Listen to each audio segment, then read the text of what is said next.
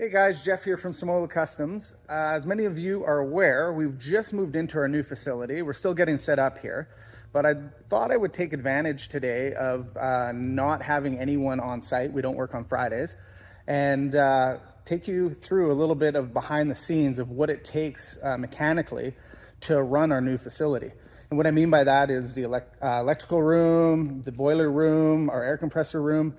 It might not be for everyone, but I thought it'd be kind of cool. I kind of geek out on this stuff, so I thought it might be interesting to show you guys what it all entails to keep a building of this size operational and the requirements. So let's have a look. Okay, so here we are in the electrical room. This is our main room, so all our power feeds into here. We do have several sub panels throughout the facility that feed various machines, our electric forklifts, just anything that generally needs large power.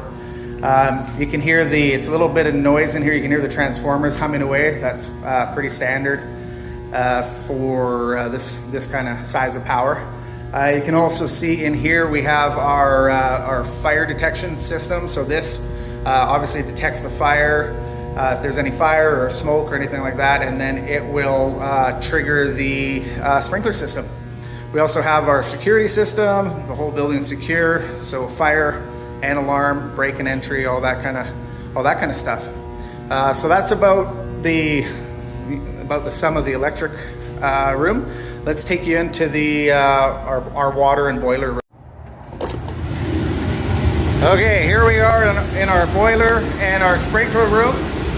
You can see just the massive size of these sprinkler pipes. So this has to go across like 350 feet of building, and so we need a large volume intake here at the beginning. Just look at the size of the valves on this. Yeah, it's kind of wild. Here's the boiler. This runs our floors, so we have heated floors in the facility.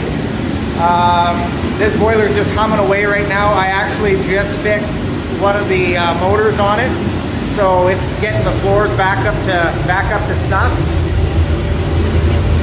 You can see it here. It's just pumping away. Super hot. But yeah, it's kind of wild, just the sheer size of the pipe and the boiler that's needed to heat this place and keep it safe.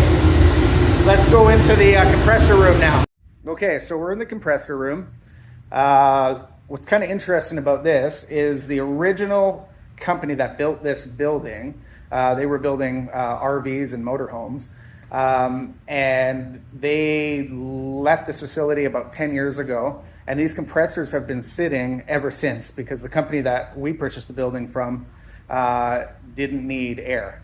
So these compressors have been sitting here for 10 years, not working, or not operating, I should say. And so we brought in a tech to come in and get these things looked over and get them up and running. So let's have a look at them. So here are the two big beasts. We've got a 20 horsepower main unit. So this is our primary air source. It obviously fills that tank and then feeds air throughout the building. You can see the size of the lines again. We've got huge lines. So then we have this backup one, which is 15 horsepower, and this essentially supplements. So it'll notice if the air pressure is low, and it'll supplement the system so that we're never short on air. So between our air tools, our equipment, our thermoforming machine, and of course the paint booth, we do have a fair bit of air requirements. So anyways, part of my day-to-day, while no one's here, is I wanted to get these guys up and running, and make sure the airlines are all good, so we're ready to go on Monday as we're getting ready to start production here.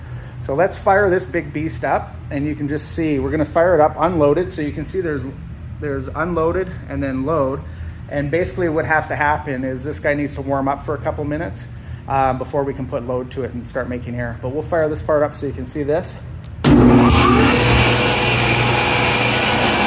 Bit of a monster, and then we'll fire this guy up too.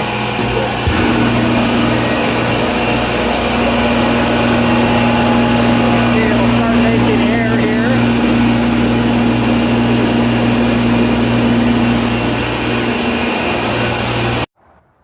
anyway, so that's a little bit of behind the scenes from a mechanical aspect on what it takes to run a facility like this.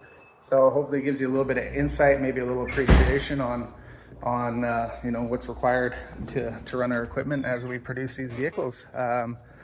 And yeah, so have a great Friday, have a great weekend, and we'll talk to you soon.